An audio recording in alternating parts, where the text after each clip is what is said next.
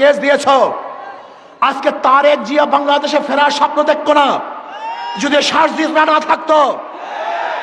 আজকে তোমার নেত্রীকে চিকিৎসা করার জন্য বিদেশে পাঠাতে পারত না যদি আজকে ওরা না থাকতো। আজকে খোলা আকাশের নিচে মাঠের মধ্যে রাজনীতি করতে পারত না। ওরা জীবনের মায়া ত্যাগ না করে ওরা আন্দোলন না করতো। কিন্তু আজকে যাদের মাধ্যমে নেত্রীকে চিকিৎসার জন্য ব্রিটিশে পাঠিয়েছ, তোমার নেতাকে বাংলাদেশে আনার ব্যবস্থা করতেছ, আজকে নির্বিঘ্নে রাজনীতি করার সুযোগ পেয়েছ। আজকে সত্য কথা বলার কারণে সেই সার্জিসের বিরুদ্ধে কেস দিয়েছ। বাংলাদেশের মানুষ তোমাদের এই ঔদ্ধত্য কোনো অবস্থাতেই মেনে নেবে না, মানতে পারে না। আজকে সাদা পাথর লুটপাট হয়ে যাচ্ছে। আমি বক্তব্য দিয়েছিলাম পাথর কৌড়ি ছেড়ে দেওয়ার জন্য, আমাদের খনিজ পাথর উত্তোলন করার জন্য। আমি লুটপাট করার জন্য বক্তৃতা করি নাই।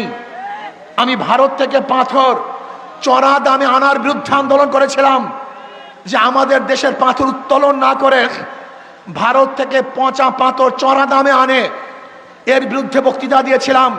কিন্তু আমাকে আজকে তারা বলতেছে আমার বক্তৃতার কারণেই নাকি তারা পাথর চুরি করেছে।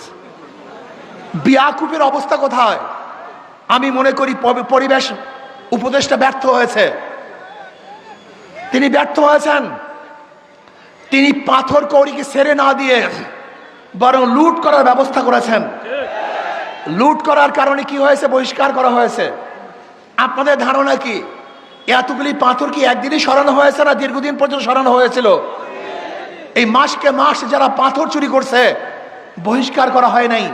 আমি আগেই বলছি, চাঁদা তুললে পুরস্কার, ধরা পড়লে বহিষ্কার, ভাইরা হলে গ্রেফতার।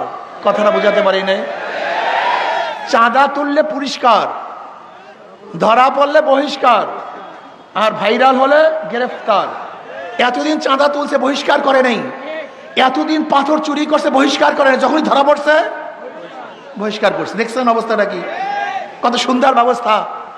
৫,০০০-এর উপরে বিএনপির কর্মী থেকে